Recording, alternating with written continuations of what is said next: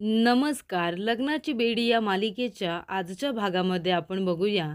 इथे मधूने राघवसाठी आणि सिंधूसाठी ज्यूसचे ग्लासेस आणलेले असतात आणि राघवच्या ग्लासमध्ये तिने झोपेची गोळी मिक्स केलेली असते. त्यानंतर दोघी आता पूर्णपणे ज्यूस पिऊन टाकतात. तेव्हा इथे ज्यूस पित असताना सिंधूच्या ड्रेसवरती ज्यूस सांडतं.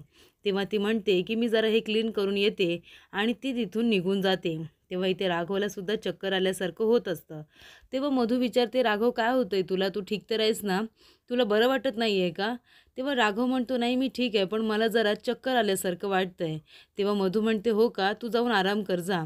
तेव्हा राघव म्हणतो, "हां, मी जरा जातो आणि रूममध्ये जाऊन जरा मी पडतो." तरी ते राघवला सुद्धा गरगरल्यासारखं होत असतं. तो जातो रूममध्ये. तर इकडे अन्वी आणि आयुष दोघंजण विशालला आणि काजलला शोधत असतात. तर इकडे राघव आता बरोबर गेस्ट रूममध्येच येतो. त्याला काहीही कळत नसतं, पण तो गेस्ट रूममध्ये येतो आणि आता सिंधूच्याच इथे बेडवरती तो झोपतो. तेव्हा तिथे मधू राघवला शोधत शोधत येते. ती म्हणते की राघव, तुला झोपेतसुद्धा सिंधूचीच रूम भेटली का? बरोबर गेस्ट रूममध्येच आलायस.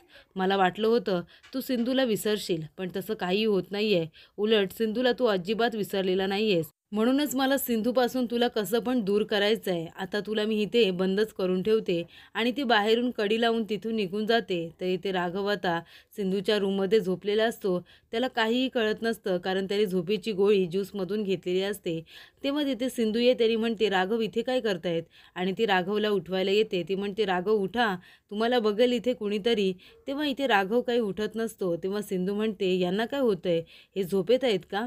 तेव्हा ती त्याचे पल्स वगैरे चेक करते. ती म्हणते, "पल्स तर बरोबर आहेत. यांनी काही झोपेची गोळी वगैरे घेतली की काय?"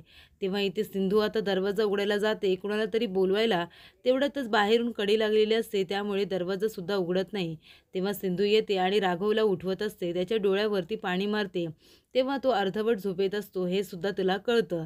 तेव्हा राघव म्हणत असतो की "सिंधू, आय मिस यू. खरंच मी तुला खूप मिस करतोय." तेव्हा इथे सिंधू त्याच्या डोळ्यावरती अजून पाणी मारते आणि म्हणते, "राघव उठा बरं. तुम्ही इथे काय करताय?" तेव्हा राघव म्हणतो, "सिंधू, मला खरंच कळलं नाही मी इथे कसा आलोय. मलाच गरगरल्यासारखं वाटत होतं. मला अजूनही तसंच वाटतंय. काय झाले मला खरंच कळत नाहीये." तेव्हा सिंधू म्हणते, "राघव, तुम्हाला माहिती आहे का, इथे जर तुम्हाला कोणी बघितलं तर किती मोठा प्रॉब्लेम होईल." तर इकडे आता दोघेही टेन्शनमध्ये येतात. तर इथे अन्वी आणि आयुष विशालला शोधत असतात. तेव्हा आयुष म्हणत असतो की राघव मामाच्या रूममध्ये असेल का? तेव्हा अन्वी म्हणते, "नाही रे, तो विशाल राघव मामाच्या रूममध्ये का बरं जाईल?" तर इथे विशाल आणि काजल दोघं जण राघवच्याच रूममध्ये असतात. तेव्हा काजल म्हणत असते, "हे काय करतोयस तू विशाल? का त्या सिंधू बरोबर तू आता लग्न करतोयस?" तेव्हा विशाल म्हणतो, "तू इथे कशासाठी आली आहेस बरं? तुला माहिती आहे ना आज आमचं संगीत आहे ते." तेव्हा काजल म्हणत असते, "तुला जसा आता धक्का बसलाय ना तसा धक्का मला तेव्हा बसला होता जेव्हा तू घरी मला बंद करून आला होतास." "का मला घरी तू बंद करून आला होतास विशाल? मला सुद्धा यायचं होतं ना इथे. आधीच तू त्या सिंधू बरोबर लग्न करतोयस म्हणून मला अजिबात ते आवडत नाहीये. तुझं माझ्यावरती प्रेम नाही आहे का?" तेव्हा विशाल म्हणतो की "माझं तुझ्यावरती खूप जास्त प्रेम आहे आणि त्यासाठी सिंधूबरोबर लग्न करणं गरजेचं आहे. तुला कळतंय ना, आईचा शब्द मला पाळायला हवा." तेव्हा काजल म्हणते, "आई म्हणते म्हणून सिंधूबरोबर लग्न करतोयस? तुझी आई तुला सांगेल म्हणून तिच्याबरोबर संसार करशील. मग तू माझ्यावरती प्रेम आहे ना ते सिद्ध कर विशाल. जर तुझं माझ्यावरती प्रेम असेल तर तुला ते सिद्ध करावं लागेल." तर इकडे आता राघव म्हणत असतो, "सिंधू, आता काय करायचं मला खरंच कळत नाहीये." तेव्हा इथे सिंधू म्हणते, "तुम्ही एक काम करा, अन्वीला फोन करा आणि कडी खोलायला सांगा." तेव्हा राघव म्हणतो, "माझा फोन नाहीये माझ्याजवळ, तुझ्या फोनवरून कर ना." तेव्हा सिंधू म्हणते, "माझा फोनसुद्धा माझ्याजवळ नाहीये." तेवढ्यातच इथे सावी येते आणि दरवाजा उघडते. तेव्हा इथे सिंधूला खूपच जास्त छान वाटतं. ती लगेचच सावीला मिठी मारते आणि म्हणते, "बाळा, बरं झालं तू आलीस. अगदी योग्य वेळेवर आलीस." तेव्हा सावी म्हणते, "बाबा, तुम्ही असे का दिसताय?" तेव्हा राघव म्हणतो, "नाही बाळा, मी एकदम ठीक आहे." कारण त्याला चक्कर आल्यासारखं वाटत असतं. तेव्हा सिंधू म्हणते, "सावी, तू इथे कशी आलीस? तुला इथे कुणी पाठवलंय का?" तेव्हा सावी म्हणते, "नाही, तू मला बाहेर जास्त वेळ दिसली नाहीस ना, म्हणून मी तुला इथे बघायला आले होते." तेव्हा सिंधू म्हणते की "बाळा, तू अगदी योग्य वेळेवर आलीस. तुला माहिती आहे का?" तर इथे विशाल म्हणत असतो की "काजल, तुला आता मी कसं समजावू? इथे आई माझं ऐकायला तयार नाहीये. तिला आपलं नातं मान्य नाहीये. तिला तिच्या प्रतिष्ठेचं पडलंय म्हणून ती मला दुसरं लग्न करायला सांगते आणि इथे मी तुला एवढं समजावतोय तर तू माझं ऐकायला तयार नाहीयेस. ज्या मुलींवरती माझं सगळ्यात जास्त प्रेम आहे त्या माझं काही ऐकायला तयार नाहीयेत." तेव्हा इथे काजल म्हणत असते, "मी कसं काय ऐकू तुझं, सांग ना. तू डायरेक्टली त्या सिंधूबरोबर लग्नच करतोयस." तेव्हा राघव आपल्या रूमच्या बाहेर येतो आणि आतून कडी लावल्यामुळे तो बघत असतो की आतमध्ये कोण बोलतंय आणि तो विशालचा आवाज ऐकतो. तेव्हा इथे विशाल म्हणतो, "हे बघ काजल, मी तुला कधीही माझ्यापासून दूर होऊ देणार नाहीये. तू माझ्या आयुष्याचा भाग आहेस आणि नेहमी राहशील. म्हणून तर मी त्या सिंधूबरोबर लग्न करतोय ना." तेव्हा काजल म्हणते, "सिंधूबरोबर लग्न केलंस की तू मला विसरून गेलास तर? मी तुझ्याशिवाय अजिबात राहू शकत नाहीये विशाल, तुला सुद्धा माहिती आहे." तेव्हा विशाल म्हणतो, "ती वेळच मी येऊ देणार नाहीये, कारण मी तुझ्याशिवाय राहणार नाहीये." तर इकडे आता राघव म्हणत असतो, "अच्छा, म्हणजे ती मुलगीसुद्धा आतमध्ये आहे." अन्वी आणि आयुष अगदी बरोबर बोलत होते की विशालची गर्लफ्रेंडसुद्धा इथे आहे. तेव्हा इथे काजल म्हणत असते, "तू जर लग्न करून त्या सिंधूबरोबर तुझा संसार सुरू केलास तर मी काय करायचं आहे? आधीच तुझ्या आईला मी पसंत नाही आहे." तर इकडे अन्वी म्हणत असते, "काय झालं मामा?" तेव्हा राघव म्हणत असतो, "तुम्ही बरोबर बोलत होतात. विशाल आणि त्याची गर्लफ्रेंड दोघंजण माझ्या रूममध्ये आहेत आणि ते आतमध्ये आहेत. तुम्ही एक काम करा, इथेच थांबा, मी लगेच आलो." तर इथे आता सगळेजण गप्पा मारत बसलेले असतात. तेव्हा इथे विशालची आई विचार करत असते, हा विशाल कुठे गेला? जर इथे सगळ्यांना कळलं की विशाल कुठे गेलाय तर मी काय सगळ्यांना उत्तरं देऊ? तेवढ्यातच इथे राजश्री काकू आता विशालच्या आईसाठी पाणी घेऊन येतात. तेव्हा विशालची आई आता विषय बदलते आणि म्हणते की सिंधूसाठी मला काही दागिने बनवायचे आहेत, म्हणून मी आमच्या सोनाराला इथे बोलावले. तेव्हा राजश्री काकू म्हणतात की आम्ही तर सिंधूसाठी दागिने बनवलेले आहेत. तेव्हा विशालची आई म्हणते, तुम्ही का बनवलेत? मी बनवते ना. राजश्री काकू म्हणतात की सिंधू आमची एकुलती एक मुलगी आहे आणि तिच्यासाठी आम्ही नाही दागिने बनवणार तर कोण बनवणार? तुम्ही नंतर कधीतरी बनवा.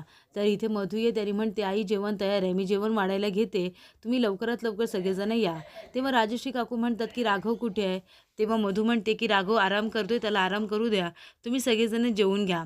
तेव्हा इथे राजश्री काकू विचारतात की विशाल कुठे आहे? तो दिसत नाही आहे. तेव्हा विशालची आई खूपच जास्त टेन्शनमध्ये येते, काय उत्तर द्यावं काही कळत नाही. तेवढ्यातच राघव येतो आणि म्हणतो, तुम्ही सगळेजण चला, मला तुम्हाला काहीतरी महत्त्वाचं दाखवायचं आहे. तेव्हा इथे आता सगळेजण राघवबरोबर जातात. तर इथे सिंधू आता आपल्या रूममध्ये असते, ती सावीला झोपवत असते. तेवढ्यातच तिथे मधू येते आणि विचारते की राघव कुठे आहे? तेव्हा सिंधू म्हणते की मला वाटलंच होतं तुम्ही इथे विचारायला राघवला. मला काय माहिती राघव कुठे आहे? तुम्ही काय इथे विचारायला आलायत? तुम्हाला माहिती नाही आहे का? तुम्ही तर राघवची बायको आहात, तुम्हाला सगळं माहिती असतं की राघव कुठे आहेत कुठे नाही, मग आता का मला विचारताय? तेव्हा मधू म्हणत असते, तू खूपच जास्त ओव्हर स्मार्ट आहेस ना. तेव्हा इथे सिंधू म्हणते की तुम्ही नेहमी माझ्यावरती आणि राघववरती संशय घेत असता. मला तुम्ही जबरदस्ती लग्नाला भाग पाडलेला आहे, तुम्ही प्रॉमिस घेतले ना माझ्याकडून, मग जरा विश्वास पण ठेवून बघा. नेहमी माझ्यावरती आणि राघववरती तुम्ही नजर ठेवून असता, हे कशासाठी? तेव्हा इथे मधू म्हणते, कारण विश्वासच नाही आहे ना माझा तुझ्यावरती, म्हणून लक्ष ठेवावं लागतं. तेव्हा सिंधू म्हणते, सगळ्यांना स्वतःसारखं समजू नका मधुताई. तर इथे विशाल म्हणत असतो, हे बघ काजल, तू आता बाहेर जा, हे बघ आता प्रॉब्लेम क्रिएट करू नकोस. तेव्हा इथे सगळ्यांना कळेल अशी भीती त्याला वाटत असते. तेव्हा काजल म्हणते की समजू दे सगळ्यांना, हे सगळं बाहेर येऊ देस, म्हणजे तू विशाल त्या सिंधूबरोबर लग्न तरी करणार नाहीस, कारण तिच्याबरोबर लग्न केलंस तर माझं आयुष्य संपून जाईल ना, त्यापेक्षा सगळ्यांना कळलं तर बरं होईल. तेव्हा विशाल म्हणतो, असं अजिबात होणार नाही आहे, तू प्लीज आता इथून जा, मी तुला माझ्या आयुष्यातून कधीही दूर होऊ देणार नाही आहे. तेव्हा इथे आता काजल दरवाजा उघडायला जाते तर बाहेरून कडी लावून घेतलेली असते. तेव्हा इथे विशाल आणि काजल दोघंजण आतमध्ये असतात. तर राघव म्हणत असतो, मला तुम्हाला सगळ्यांना काहीतरी दाखवायचं आहे. विशाल आणि त्याची गर्लफ्रेंड दोघंजण आतमध्ये आहेत असं आम्हाला वाटतंय. तेव्हा राजश्री काकू म्हणतात, अरे काय बोलतोयस तू राघव? तेव्हा आता विशाल आतमध्ये राघवचं बोलणं ऐकत असतो. तेव्हा राघव म्हणत असतो की इथे मी तुम्हाला सगळ्यांना काहीतरी दाखवायला आणलेलं आहे. माझ्या रूममध्ये कोणीतरी आहे, ते तुम्ही आता सगळेजण तुमच्या डोळ्यांनीच बघा. तेव्हा इथे विशालची आई खूपच जास्त घाबरते. तर पुढील भागामध्ये आपण बघूया, इथे आता राघव सगळ्यांना सांगत असतो की मला असं वाटते की विशाल बरोबर कोणीतरी मुलगी आहे आणि ते दोघं जण माझ्या रूममध्ये आहेत. तर इथे मधू सिंधूला म्हणत असते, तू विशाल बरोबर लग्न करून इथून निघून जा. तेव्हा अन्वी तिथे येते आणि म्हणत असते की मधुर आणि मामी, तू इथे सीमावरती जबरदस्ती करू शकत नाहीस. आणि आता तर काय, राघव मामाला सुद्धा कळले की तो विशाल सीमासाठी परफेक्ट नाही आहे, कळलं ना. तेव्हा सिंधू आणि मधूसुद्धा आता तिथे येतात. तर राघव म्हणत असतो की तुम्ही सगळेजण तुमच्या डोळ्यांनीच बघा, विशालबरोबर कोणीतरी मुलगी आहे आणि ते माझ्या रूममध्ये आहेत. तर आता इथे राघव दरवाजा उघडून सगळ्यांना सत्य दाखवणारच असतो. पण इथे आता विशाल पुन्हा काही चालाकी करून तिथून निघून जाईल का, हे बघणं खूपच जास्त रंजकदार होणार आहे. तर सिरियलच्या डेली अपडेटसाठी तुम्ही आमच्या चॅनलला नक्की सबस्क्राईब करा. धन्यवाद.